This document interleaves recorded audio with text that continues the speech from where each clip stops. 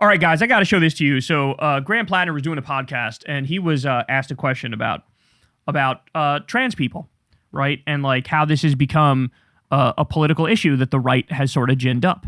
And when I tell you he handled this question perfectly, I mean, I need other Democrats to take notes as to, you know, how to react to questions about this stuff. Because I see way too many Democrats take the bait. No, it's a trick, you dipshits. It's a trick that's being played on you.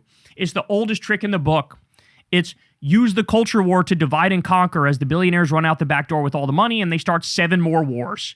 Okay, but 1.2 million views on this. This went kind of viral. Listen to how Platner reacts when he's asked about trans issues. This whole campaign is funded by a billionaire not from Maine. Which campaign? The anti-trans campaign in Maine. It's funded by an out-of-state billionaire to make sure that we have this discussion and we don't talk about raising his taxes. That's why it exists. This doesn't. I think there are like 2 trans kids that compete in high school sports in Maine. There are 40,000 Mainers who are going to lose health care because of the lack of the ACA extension. I'm sorry, one of those things seems very important and real to me. One of them seems like an invented culture war scare to keep people divided. He fucking nailed him. Oh, I see what you're doing. This is culture war slop to divide and conquer. You're going, look, trans people. Look, immigrants. Look, minorities. And then what do? Loot the treasury, run out the back door with all the money. You go, oh, trans people. Start 7 more wars over here. Talk about the trans people. Bomb another elementary school over here. Like, no, we see what you're doing.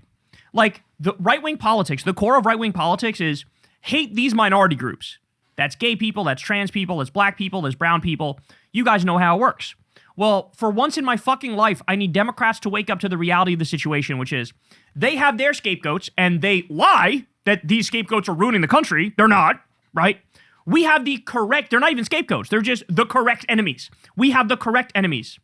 Billionaires, fascists, and warmongers, okay? And this is exactly what he's basically saying here is like, look, we got billionaires taking people's fucking health care and rendering them screwed completely. They'll go bankrupt because of medical bills. And they got you yelling about the 2 trans kids in Maine who play sports? Like, what? And the other thing that's super important is he's not throwing them under the bus. This is what I need Democrats to understand. Anybody who throws trans people under the bus, or immigrants under the bus, or black people under the bus, or any minority group you want to talk about, if you throw them under the bus, we have 0 fucking interest in you. 0. We are living in a time of rising fascism and imperialism.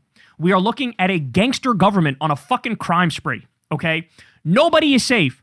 I will be damned if I will see minority communities get thrown under the bus for some bullshit, fake, perceived political gain because you're trying to get MAGA votes to split to you. No, fuck that. We don't need the MAGA votes. I want independents, I want moderates, I want apolitical people, I want liberals, and I want leftists. We got plenty in that coalition to win everything, okay? I don't need the fucking MAGA terrorist death cult Kool-Aid drinker to vote for me, okay? In fact, if you're a triple Trumper, I think you're pretty much cooked anyway. I think your brain is basically figgy pudding at this point, bitch. Okay? So, I love the way he handled this answer. He handled it exactly right. And all the issues are connected. They really are. And you don't need to back down on anything, right? It's like I saw, what was it Gavin or somebody else was like, oh, you know, or maybe like Ezra Klein. He was like, you know, we need to be willing to concede on areas where, you know, we're a little too strict. Like, for example, when it comes to abortion, like we should be open to like pro-life Democrats. And maybe that's how we win back power in the House and the Senate. And that is such a fucking dense thing to say because we've had direct state level votes in a bunch of red states on the issue of abortion. And even in the reddest of red states, what was it like? Kansas was one, maybe Missouri was another. They had votes on this, and the pro-choice position won in these deep red states. So you're saying, oh, we need to concede on this, we need to concede on this. What if we fucking don't? What if we don't? What if you guys are you're like, you overanalyze shit. And you preconcede too much shit. And like, you take the wrong lessons away from MAGA's previous victories. Like, no, what if the actual answer is to represent a real philosophy, the opposite philosophy, a leftist philosophy, and actually make an argument for it? What if it's more important to have the good ideas and the swagger and the arrogance and the confidence that's the thing that sells it, as opposed to this fucking Weasley, right-wing, I'm gonna cuck myself to the right type shit. What if I told you I also don't like trans kids? Would you vote for me then? Like, what the fuck is that? What the fuck is that? This is happening at a time when they're like, we just discussed this on the show the other week, that there was this like horrific assault on trans rights. What was it, in Kansas? I want to say it was in Kansas. Texas has proposed bills that were like, they actually, I think it was in Kansas, they immediately made null and void every driver's license for every trans person in the state. They immediately killed their license. They said, now you need to go get a license that has your birth gender on it. That's what they said. Like, and this is what we're talking about. We're talking about bills that pop up in red states that try to make it a felony to change your license. Like, the end goal here is to make it so trans people don't exist. The end goal is to, like, criminalize doctors having the right and the ability to treat trans people in a functional way, right? To give gender-affirming care. That's the end goal. Why would you feed into the fucking hysteria? Why would you feed into the anti-trans panic? Why would you give the right a bullshit win and pretend like they have half a point when they fucking don't? They don't. They're only going after trans people and immigrants to scapegoat, so the Epstein class can rob you fucking blind, okay? And they can start another fucking 4 wars.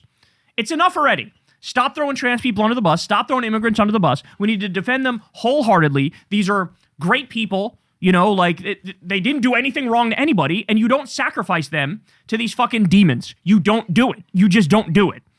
So anyway, he absolutely nailed that. I love it. Hassan looked at this and he said, this is how you talk about trans issues with the median voter, by the way. Yeah. You basically talk about it by saying, why are we even talking about this? Trans people deserve equality. They deserve rights. That's non-negotiable, right? But the only reason why we're talking about this is so a billionaire can distract you to rob you fucking blind. Have you arguing about some trans kids so he can run out the back door with all the fucking money, okay? That's what it's all about. Hey y'all, do me a favor and like and subscribe. It helps out big time in the algorithm. Click the bell as well for notifications when videos drop, and watch that video on screen right now. You know you want to.